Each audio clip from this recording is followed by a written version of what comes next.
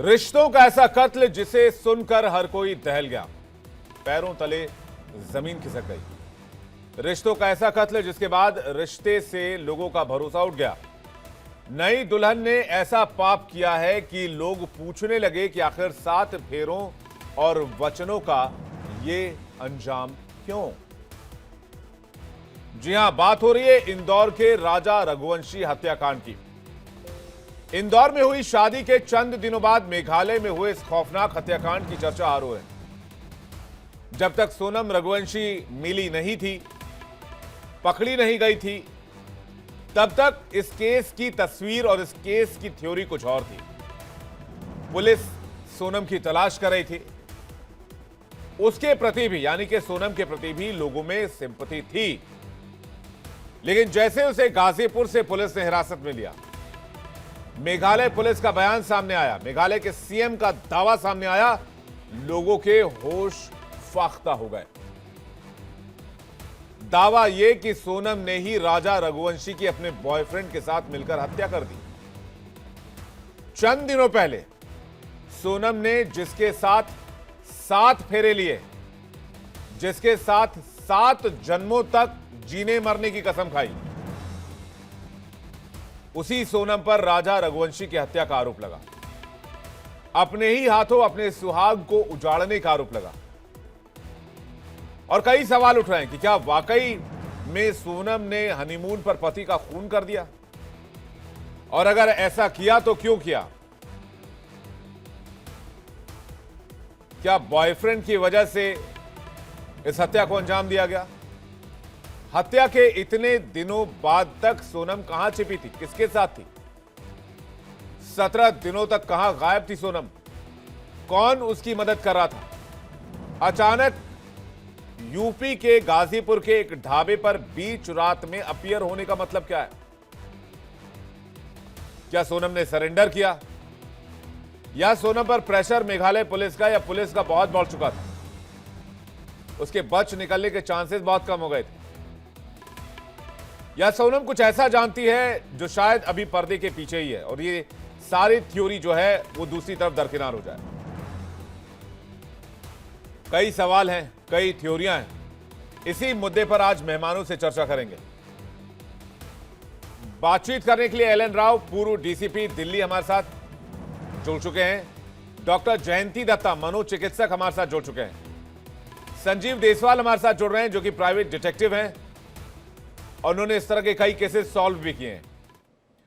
बरखा त्रेहन, अध्यक्ष पुरुष आयोग, हमारे साथ थोड़ी देर में होंगी, और साथ साथ योगिता भयाना, सामाजिक कार्यकर्ता, भी हमारे साथ थोड़ी देर में जुड़ेंगे। आप मेहमानों का स्वागत है। दर्शकों, आपका भी एक बार से स्वागत करते हैं। संजीव देसवाल जी ने, मुझे यकीन है कि आपने इस केस पर वर्कआउट कर लिया होगा, आपने इस केस को डिकोड करने की कोशिश भी की होगी, इस केस को समझने की कोशिश की होगी, और इस तरह के कुछ एकाध केसेस से पहले भी आपका पाला पड़ चुका होगा। संजीव जी एक जाने माने प्राइवेट डिटेक्टिव हैं और ऐसे केसेस को बहुत करीब से देखते रहते हैं। तो और एल एन राव साहब भी इस तरह के केसेस से कहीं कभी ना कभी उनका पाला पड़ा होगा, क्योंकि पूर्व डीसीपी दिल्ली रह चुके हैं वो। लेकिन देसवाल जी, आपसे शुरू कर रहे हैं। आपकी थ्योरी क्या कह रही है इस पूरे सिनारियो को अगर हम समझने की कोशिश करें, जरा डिटेल से बताइए आपकी थ्योरी क्या है पूरे केस को लेकर, पॉइंट टू पॉइंट। कि कल मैं आपके शो पर था तो मैं तब भी कहा था कि कुछ ऐसी एविडेंसेस हैं, कुछ ऐसी सर्कमस्टेंसेस हैं जो साफ कह रही हैं कि कहीं ना कहीं ये प्री प्लान मर्डर हो सकता है। लेकिन प्री प्लान मर्डर के अंदर मैंने ये इंगित नहीं किया था कि सोनम ही 100% इन्वॉल्व है, क्योंकि सोनम का अगर नाम लिया जाता तो वहां पे सब के सब ट्रोल करने लग जाते, क्योंकि सोनम के परिवार वाले राजा रघुवंशी के परिवार के साथ वहां पे सोनम को ढूंढ रहे थे, तो इसलिए सोनम का नाम लेना बहुत मुश्किल था। लेकिन साफ इंगित किया गया था कि ये प्री प्लान मर्डर है। उसकी वजह क्या थी? उसकी सबसे बड़ी वजह यह थी कि न्यूली मैरिड कपल एक ऐसी एरिया में घूमने जाता है जिस एरिया में वो पहले कभी नहीं गया है, और वहां पे वो स्कूटी अगर किराए पे लेता है, उस स्कूटी को पार्किंग में खड़ी ना करके वो जंगल के अंदर 3 किलोमीटर ले जाता है और उसे हाइड करने की कोशिश करता है। ये ऐसा लगता है। वहां फिर चाबी पड़ी मिलती है। वहां चाबी कैसे पड़ी मिल सकती है? कोई भी इंसान अगर अपने स्कूटर को खड़ा करेगा तो चाबी को अनलॉक करेगा गाड़ी को, उसके बाद चाबी अपनी जेब में डालेगा, लेकिन चाबी वहां मिलती है। नंबर 2, जहां राजा रघुवंशी की बॉडी रिकवर होती है, वहां पर सोनम के वो कपड़े जो सोनम ने सीसीटीवी में साफ दिखता है 22 मई की रात को पहन रखे थे, वो कमीज, वो रेनकोट वहां पे घटनास्थल पर जो क्राइम सीन था वहां पे मिलते हैं। थर्ड, वहां पे एक दाऊ नाम का हथियार मिलता है। ये कैसे हो सकता है कि एक हत्यारा हत्या करने के बाद अपना हथियार वहां छोड़ दे? ये कैसे हो सकता है कि एक हत्यारा हत्या करने के बाद सोनम को ले जाए और उसके ऊपर के कपड़े वहां छोड़ दे? ये सारी की सारी जो सर्कमस्टेंसेस थी, ये कहीं इशारा कर रही थी प्री प्लान मर्डर की तरफ, क्योंकि ये इस तरीके से किया गया था, दिखाया जा रहा था कि वहां सोनम थी, सोनम के कपड़े वहां हैं, ज्वेलरी लूट ली गई है, और वो जो हथियार है वो वहां के लोकल लोग यूज करते हैं। ये सारी चीजें साफ साफ दिख रही थी, क्योंकि हथियार भी नया था, ऐसा नहीं था कोई बहुत पुराना हथियार था, साफ दिख रहा था नया हथियार है। अब बात समझ में आती है कि ये हथियार वहां क्यों खरीदा गया। मुझे ऐसा लगता है कि ये हथियार सिर्फ और सिर्फ पुलिस को मिसगाइड करने के लिए खरीदा गया, जिससे ये लगे कि इस हथियार का यूज किया गया है, और ये हथियार तो यहाँ पे जो लोकल लोग हैं वो यूज करते हैं, चाहे वो मांस काटने के लिए, जंगल काटने के लिए, लकड़ी काटने के लिए। तो अगर ऐसा हथियार यूज किया गया है तो इसका मतलब लोकल लोग यूज हो रहे हैं इसके अंदर। तो ये कहीं पुलिस को मिसगाइड किया जा रहा था। अब देखिए, जब सोनम ने अपने आप को अरेस्ट करवा दिया, या ये बता दिया कि मुझे तो 15 दिन से 20 दिन से कहीं रखा गया था, मैं बेहोश थी, मुझे पता नहीं चला, जब अटैक हुआ राजा रघुवंशी पे तो मैं वहां बेहोश हो गई, ये सारी की सारी चीजें साफ दिखती है कि कहीं कवरअप है। 16 दिन 17 दिन आपको कहीं रखा गया है, आपके ऊपर जो इस वक्त कपड़े हैं, जो आपकी ड्रेस दिख रही है, वो पूरी आपकी फिट बॉडी पे आ रही है। तो कैसे हो सकता है कि 16 दिन तो आपने कपड़े नहीं पहने होंगे, अलग अलग कपड़े पहने होंगे। 16 दिन तो आपने खाना पीना भी खाया होगा, बहुत सारे आपने वर्क भी किए होंगे जो नेचुरली लाइफ में करने पड़ते हैं। वो कैसे हो रहे थे? आप गाजीपुर इसलिए आई क्योंकि आपको पता था कि गाजीपुर से मैं नेपाल भाग सकती हूं।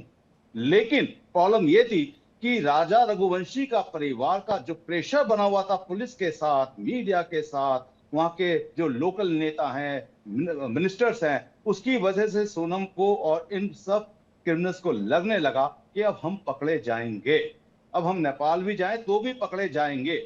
तो उस कंडीशन में इन्होंने गाजीपुर के अंदर अपने आप को इस तरीके से लेडी ने दिखाया कि मुझे यहां कोई छोड़ गया है।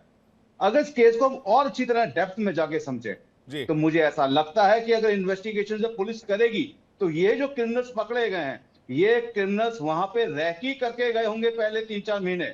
ऐसे जगह को नहीं चुना गया होगा।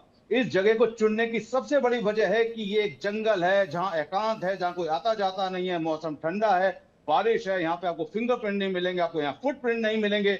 ये सारी चीजें समझने के बाद, ये प्लान करने के बाद, और सबसे बड़ी बात, 9 लाख रुपए वो लेडी अपने बैंक से निकालती है हनीमून में जाने से पहले। क्या ये पैसा इसलिए निकाला गया कि इन क्रिमिनल्स को दिया जा सके? क्या ये पैसा इसलिए निकाला जा सके कि जब वो ये सब काम कर देंगे तो उसके बाद छुपना भी है? वो ज्वेलरी इसलिए लेके गई। ये देखिए, सारे की सारी जो सर्कमस्टेंसेस है, जी। ये साफ क्लियर पता चल रहा है कि ये पूरा का पूरा प्री प्लान मर्डर था और ये किया गया। जी। मुझे लगता है बहुत अच्छी तरीके से आपने इसको डिकोड करने की कोशिश की है। देसवाल जी, मेरे कई और सवाल हैं, उन सवालों को लेकर आप तक आऊंगा, जी। लेकिन एल एन राव साहब इस केस को कैसे देख रहे हैं as a DCP, as a police officer? उनका एक बार व्यू जान लेते हैं। राव साहब, आपने कैसे देखा इस पूरे केस को? नमस्कार आपके सभी व्यूवर्स को और आपको सभी को को-पैनलिस्ट को। और नो डाउट ये बहुत सीरियस इंसिडेंट है और बहुत ही चर्चित केस हो गया है, क्योंकि इसका जो जिस ढंग से किया गया है और जो इसका प्लानिंग किया गया है, ये बड़ा ही अपने आप में यूनिक लग रहा है। देखिए, जब भी कोई ऐसा ब्लाइंड मर्डर केस, इसको मैं ब्लाइंड मर्डर कहूंगा इनिशियली, जब कोई डेड बॉडी मिलती है तो पुलिस के लिए वो ब्लाइंड केस होता है। और उस केस को सॉल्व करने के लिए जो सर्कमस्टांसेस वहां पर मिलते हैं, मौके पर जो चीजें मिली हैं, और मौके पर जैसा जैसा कुछ हुआ है, स्कूटी मिली, उसके कपड़े मिले और कुछ मिला, उसके आधार पर पुलिस इन्वेस्टिगेट करती है, जिस प्रकार से संजीव जी ने बड़ी डिटेल में बताया है। उन जो सर्कमस्टांशियल एविडेंस को लेकर जब पुलिस आगे इन्वेस्टिगेशन करती है तो वो उन सर्कमस्टांसेस को कनेक्ट करती है, आपस में कोरिलेट करती है, क्या हुआ होगा, पॉसिबिलिटी क्या हो सकती है, वो सारी कोरिलेशन करने के बाद में पुलिस फिर कहीं ना कहीं अपनी इन्वेस्टिगेशन का जो डायरेक्शन है, जो दायरा है, वो उसको आगे शुरू करती है।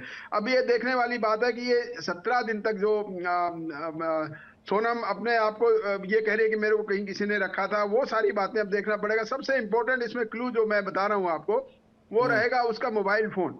उसका मोबाइल फोन कब बंद हुआ, क्या हुआ, उसके मोबाइल फोन में कॉल डिटेल रिकॉर्ड्स क्या थी, वो कहाँ कहाँ से किस किस से बात की थी इस प्लानिंग से पहले।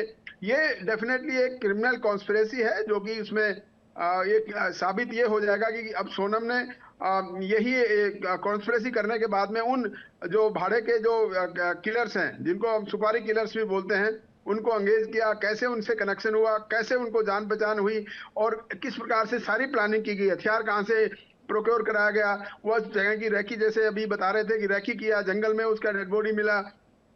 इन सब चीजों को आपस में कोरिलेट करने के बाद में पुलिस ने कहीं न कहीं ये पहले अपनी पिक्चर बना ली होगी कि ये मर्डर में कहाँ पर क्या एंगल है, और उसको सोनम को प्राइम टारगेट बनाया होगा। और सोनम इसीलिए ये कहाँ कहाँ छुपी रही और 17 दिन तक कहाँ रही, किसके पास रही, वो सारी चीजें अब इसके मिलने के बाद अब ये तय होगा कि वो सारी चीजें बताएगी। सभी चीजों को कोरिलेट किया जाएगा। उसकी झूठ अगर हुई तो वो आगे उसको कोरोबरेशन जो भी चीज ये बताएगी।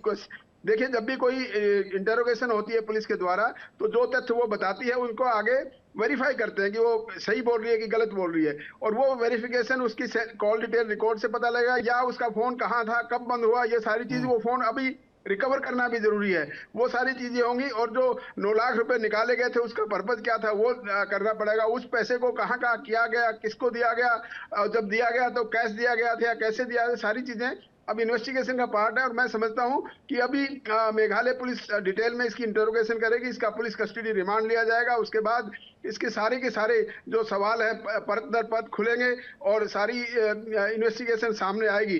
लेकिन सबसे इंपॉर्टेंट सवाल अब ये आ रहा है कि ये मेघालय पुलिस की यहाँ पेश क्यों नहीं हुई। अगर इसने पेश ही होना था तो यहाँ गाजीपुर में गाजीपुर में आकर किसी ढाबे वाले के फोन से, जैसा बताया जा रहा है, उसने अपने किसी को फोन किया और वहां से फिर पुलिस आई।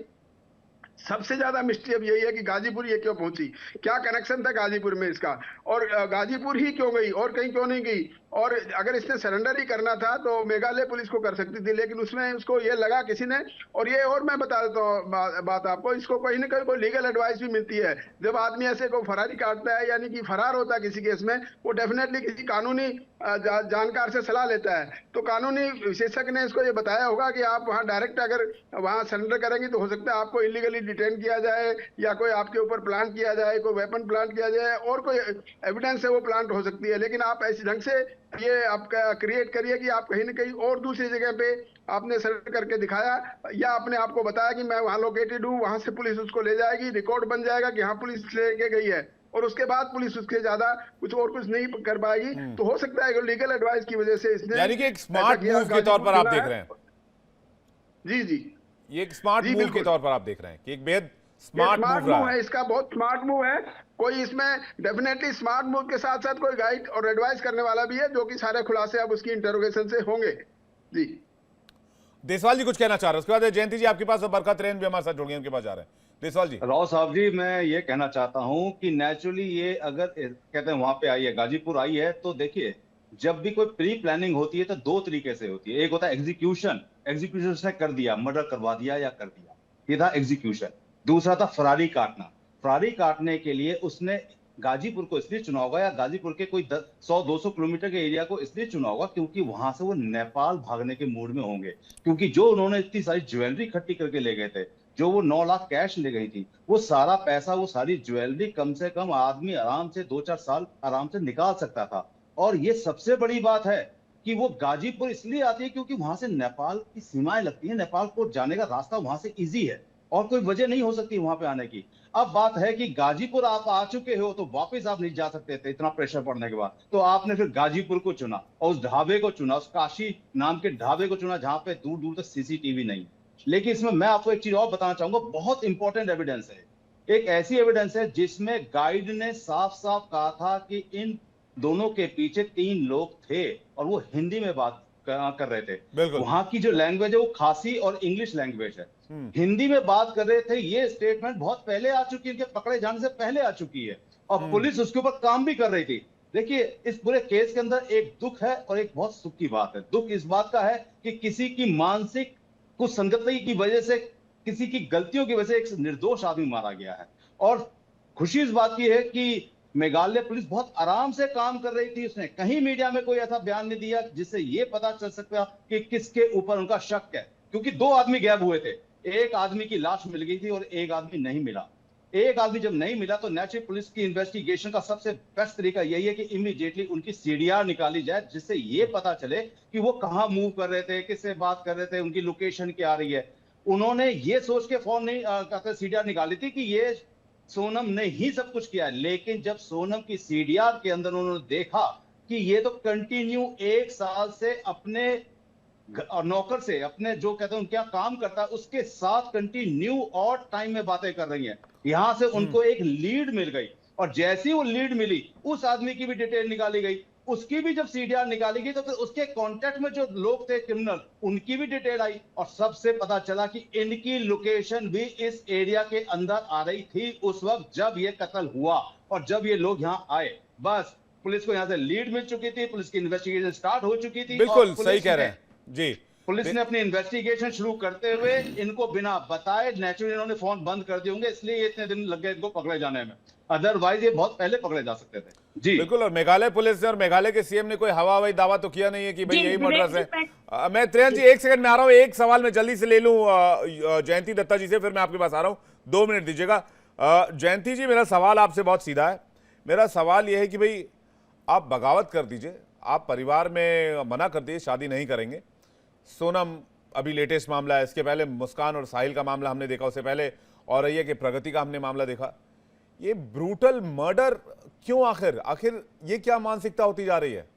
आप पहले मना नहीं कर पाते शादी से कि भाई मेरा प्रेम प्रसंग है, मैं शादी नहीं करूंगी, मेरा किसी और के साथ अफेयर। आप अच्छे खासे भले शादी कर लेते हैं और उसके बाद आप प्लान मर्डर को अंजाम देते हैं, आप अपने हस्बैंड को मार देते हैं, अपने बॉयफ्रेंड को मार देते हैं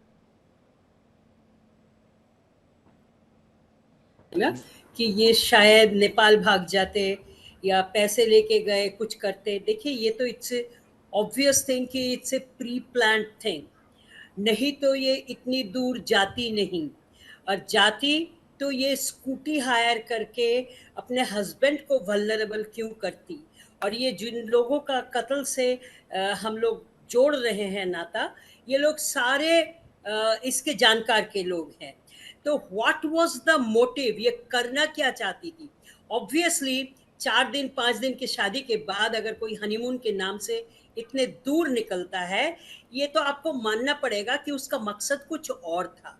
इस तरह से ब्रूटल किलिंग बढ़ती जा रही है समाज में by the women, because women know कि हमें तो आराम से मिल जाएगी छूट, यू नो।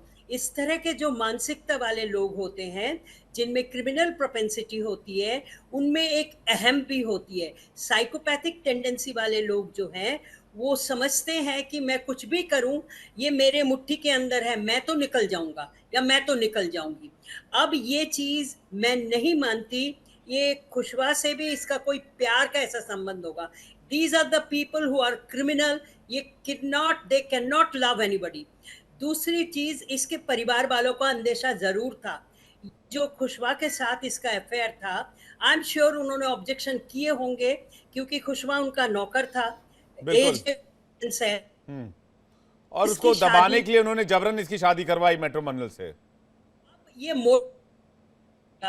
कि ये इतनी इजीली एक्सेप्टेड हो गई। लोग कह रहे हैं कि वो खुश दिख रही थी। खुश तो दिखेगी, क्योंकि उसने देख लिया कि मेरा मकसद जो था मैंने उसको पा लिया।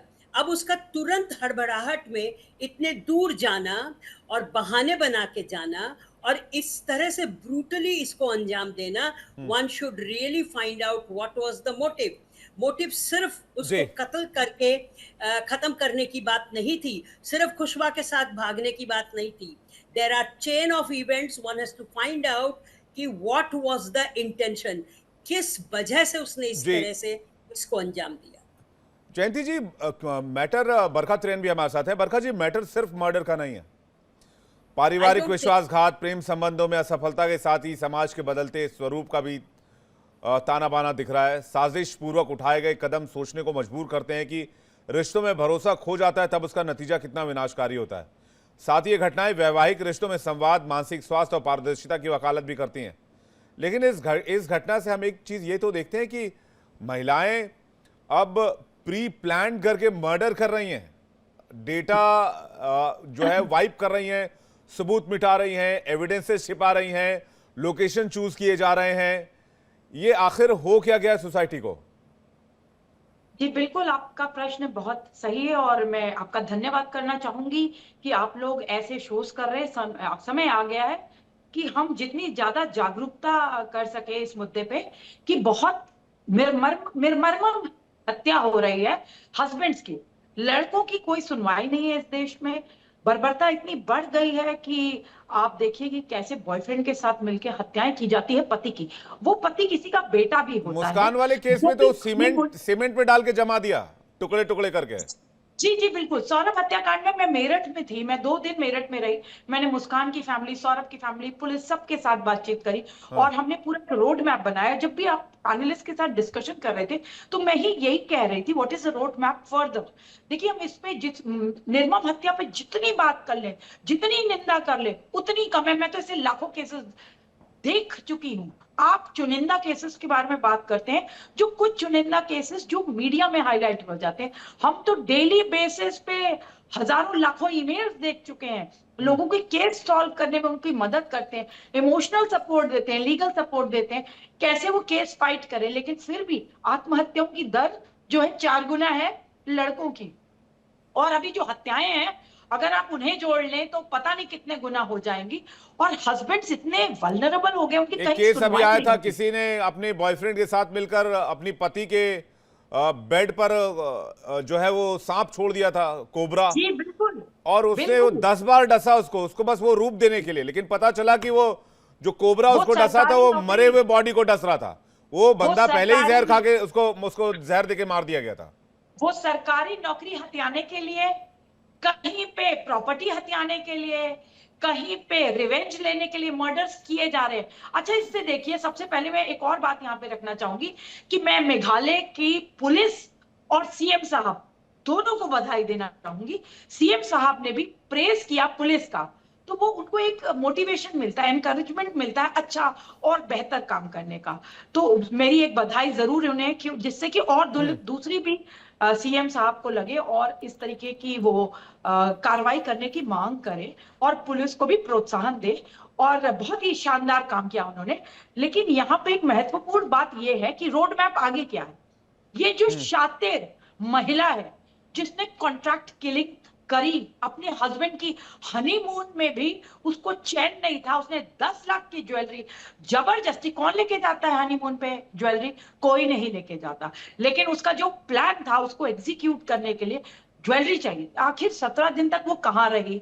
उसने बहुत बढ़िया एक ड्रामा सा क्रिएट तो किया है, लेकिन उस ड्रामे में कोई सत्यता नहीं दिखती और इसकी इन्वेस्टिगेशन होनी चाहिए। लेकिन मैं सीबीआई मांग के साथ साथ इस महिला के लिए, अगर ये दोषी पाई जाती है पूर्णतः, तो मैं फांसी की मांग करती हूँ। आपके चैनल के माध्यम से मैं कहना चाहती हूँ, अगर ऐसी शातिर महिलाएं, चाहे वो मुस्कान हो, चाहे वो कॉफी में जहर मिलाने वाली हो, चाहे सांप से डसवाने वाली हो, चाहे अपने औरैया का केस दिखा हो जिसमें लड़के की 15 दिन की शादी में ही, जब हमको नाम नहीं पता होता घर वालों का, ये नहीं पता होता रिश्तेदार कौन है, उसने 2.5 लाख रुपए जो मुंह दिखाई में आए थे उसी को बॉयफ्रेंड के साथ कहा कि इसकी हत्या करवा दीजिए और उन्होंने इसकी हत्या करवा दी।